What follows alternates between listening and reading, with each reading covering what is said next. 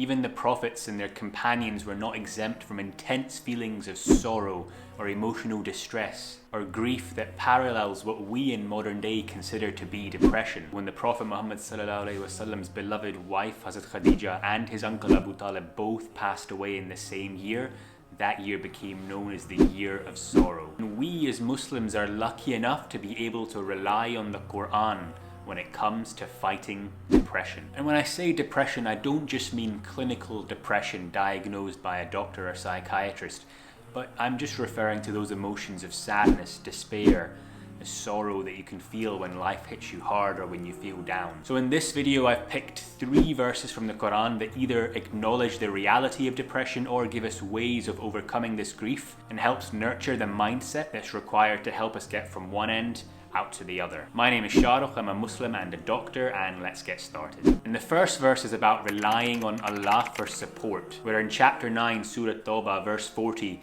the Prophet Muhammad, peace be upon him, is narrated as reassuring his companion Abu Bakr radiallahu anhu. Do not grieve, indeed Allah is with us. And I want you to pause a moment and read the verse and really reflect on what it's saying. This verse came at a time when the Prophet, peace be upon him, and his companion Abu Bakr found themselves in a really tricky situation. They had been driven away from the city of Makkah, they were on the run, they were being hunted by soldiers, fearing for their lives, and they were forced to hide in a cave in which they would likely be found, as it was in the surrounding area. There were soldiers everywhere. It was a pretty hopeless situation at the time, and it seemed certain that the soldiers would find them and kill them.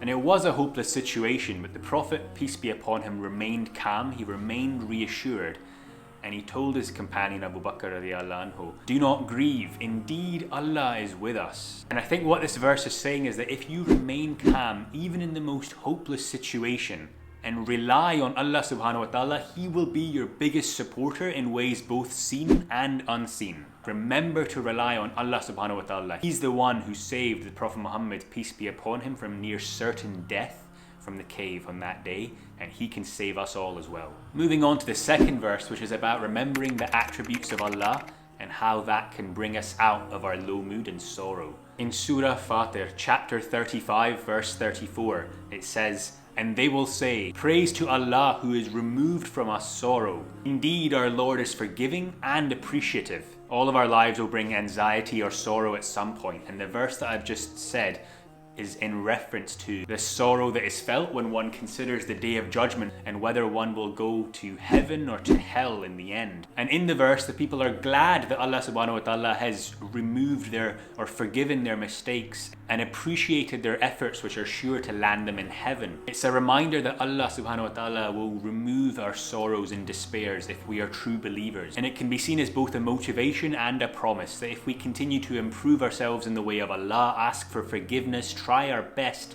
to strive in His path, He has promised us freedom from our sorrows and a place in the hereafter. And the final verse I'm going to talk about today comes from Surah Fussilat, chapter 41, verse 30. And it says that indeed those who have said, our Lord is Allah, and then remained on a right course, the angels will descend upon them, saying, do not fear and do not grieve, but receive good tidings of paradise which you were promised. It's said that after we die, the angels will come to our soul and give consolation to us, give us the news of paradise, and replace our grief and sorrow with peace and tranquility. This verse is giving glad tidings to the believers. It promises ease after hardship, peace and tranquility after grief and struggle. It can give us comfort and encouragement to carry on. Equally, it's a consolation for those of us who are steadfast and sincere. And we can have peace and serenity in our hearts whilst experiencing difficulties, because we know that with hardship comes ease. And that for the believers, there is an outcome free of the depression and sorrows of life. These are just 3 of the verses that talk about dealing with your low mood and depression in the Quran. If you are feeling low, I'd encourage you to remember Allah, try and pray more salah, try and read more Quran, try and reflect on the support that Allah subhanahu wa ta'ala offers you if you turn towards Him. Reading the Quran and remembering Allah, they have a calming effect on the mind and the soul. And then you can take that further with things like doing dua, or seeking inspiration from the stories of the Quran and the prophets and all the struggles that they faced and how they managed to come out of the other end. It is important also to get help from a professional, from a doctor. As Allah subhanahu wa ta'ala Himself says in the Quran, to ask those who know as therapy or medication may also prove beneficial for you. But if you've done a lot of that and you still feel low in yourself, you still feel depressed, maybe you need a more thoughtful, reflective, philosophical approach to fighting your depression. And I have just the thing for you. Click there to learn more about how you can control your own emotions, punch depression in the face, and vanquish the negativity in your life through the power of thought.